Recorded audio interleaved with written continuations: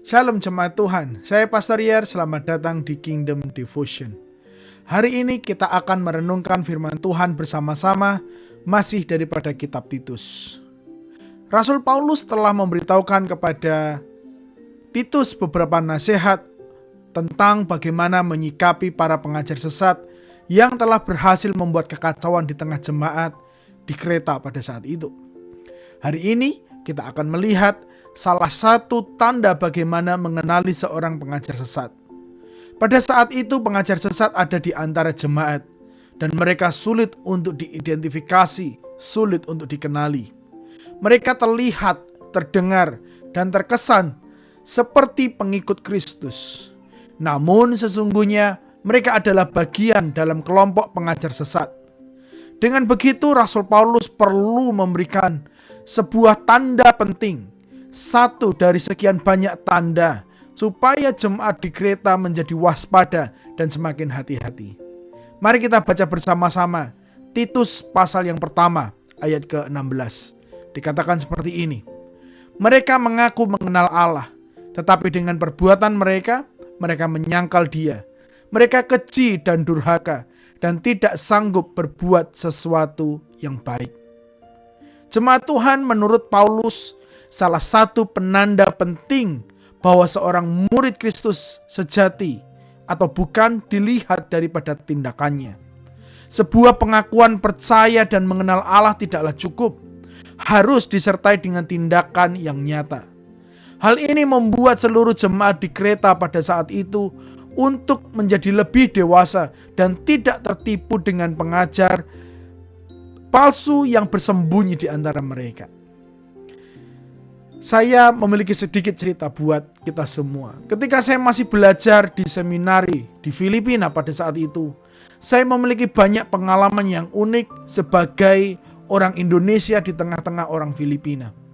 Di banyak kesempatan, saya selalu dianggap sebagai seorang Filipina pada saat itu. Karena secara fisik, warna kulit, bahasa, dan logat, saya memiliki kemiripan yang sangat kuat dengan orang lokal pada saat itu. Dan hal itu membuat saya mengalami banyak privilege untuk bisa belanja di pasar seperti orang lokal. Teman-teman saya yang dari luar negara tersebut sempat cemburu dengan saya, karena saya selalu mendapatkan harga lebih murah saat berbelanja dibandingkan saat mereka berbelanja.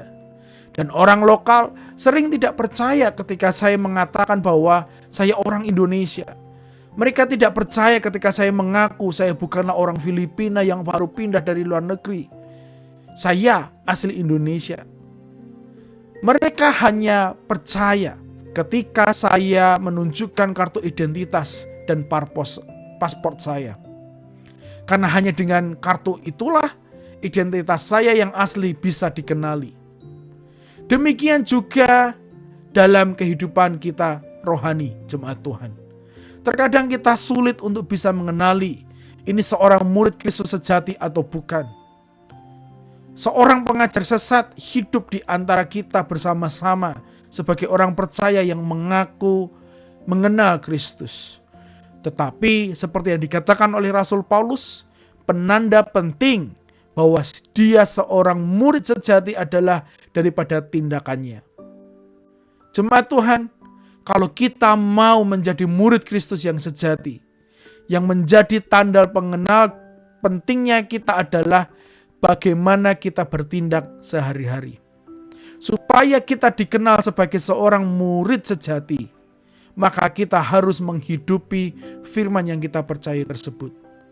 Apabila saya mau menjadi seorang murid Kristus yang sejati, maka saya harus bisa dikenal dari perbuatan saya. Orang harus mengenali saya sebagai murid Kristus yang sejati dari perbuatan dan tindakan saya, dari keputusan saya, dan dari perlakuan saya kepada orang lain. Bukan dari salib yang saya pakai, bukan dari baju yang saya kenakan, bukan dari gaya bicara seperti seorang pengkhotbah, maka saya dikenali sebagai seorang murid sejati. Hari ini saya mendorong seluruh jemaat Tuhan. Mari kita hidupi firman yang kita percayai. Alkitab jelas memberitahukan kepada kita bahwa seorang murid sejati dia harus menghidupi firman Tuhan sehari-hari. Dia harus memiliki buah yang bisa dirasakan oleh orang lain. Dan tentu mau melayani sesama, berbuat baik kepada mereka yang ada di sekitarnya.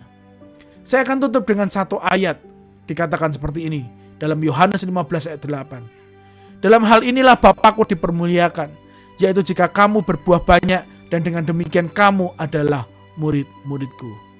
Saya berdoa, kita semua bisa mengasihi seperti Yesus mengasihi, kita bisa mengampuni seperti Yesus mengampuni, kita bisa menjadi murah hati seperti Yesus murah hati juga. Dan jangan sampai kita menahan untuk berbaik hati, karena Yesus sudah meneladankan bagaimana berbaik hati. Mari kita berdoa. Hari ini Bapa, kami ucap syukur buat firman yang sudah kami renungkan bersama-sama.